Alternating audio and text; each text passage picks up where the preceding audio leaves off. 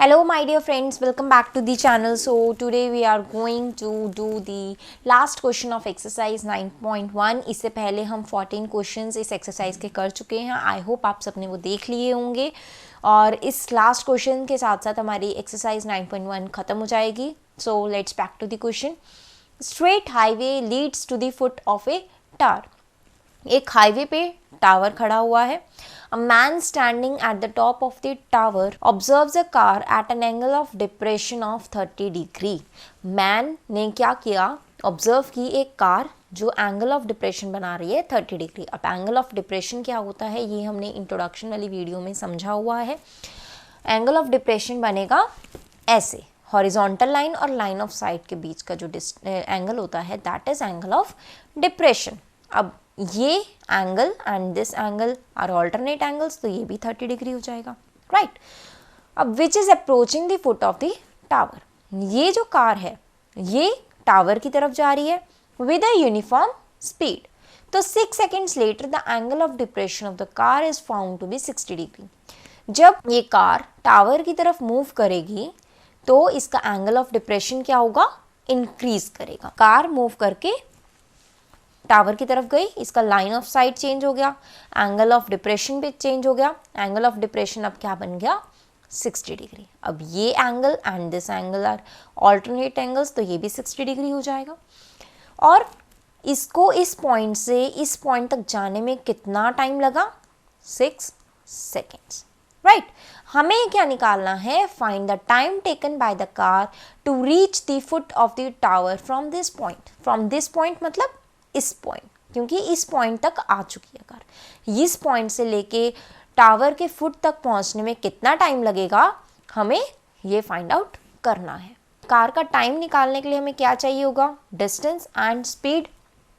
अगर हम इसको माने ए, ये पॉइंट बी, ये पॉइंट सी एंड ये पॉइंट डी मान लें, तो हमें क्या निकालना है? टाइम किस कहाँ से? सी से डी तक जाने में. मतलब अगर हम distance is equal to speed into time लगाएं, डिस्टेंस हमें सी डी निकालना है, स्पीड निकालनी है हमें और टाइम निकालना है. हमें तीनों चीज़ें निकालनी है. ट्राइंगल्स हमारे दो हो जाएंगे, A C D and A B C. In triangle A C D angle कौन सा बन रहा है? 60 डिग्री. tan 60 लेंगे. हम मान लेते हैं ये डिस्टेंस हमारा x है, ये डिस्टेंस हमारा y है. ये तो टाइम टेकन है तो इसीलिए हमने t लिखा है. ये हम मान लेते हैं हमारी पूरी हाइट कितनी है? h सपोज कर लिया. तो tan 60 क्या हो जाएगा? Perpendicular that is h upon में बेस. बेस हमारा क्या है? cd. cd को हमने क्या सपोज किया है? y.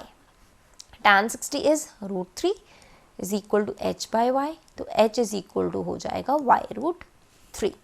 समझ में आया, राइट. ये हमारे पास एक रिलेशन आ गया.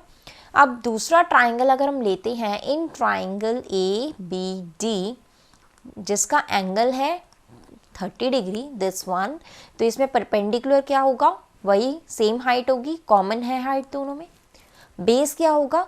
B C plus C D. B C को हमने सपोज किया है x है, सी डी को हमने सपोज किया है y. tan 30 की value 1/√3 is equal to h by x plus y. Cross multiply करेंगे तो ये आ जाएगा √3h is equal to x plus y. इतने रिलेशंस आ गए हमारे पास. ये फर्स्ट रिलेशन हो गया, ये हमारा सेकेंड रिलेशन हो गया, राइट. अब हमें h की ज़रूरत नहीं है, हमें h नहीं चाहिए. हमें क्या चाहिए? हमें चाहिए y. h और y का रिलेशन ये रहा, तो हम h की जगह पे y√3 लिख सकते हैं यहाँ पे. तो इस वाली इक्वेशन में हम h को रिप्लेस करेंगे y√3 से. तो h is equal to y√3 is equal to x plus y, right. √3 into √3 is 3y is equal to x plus Y.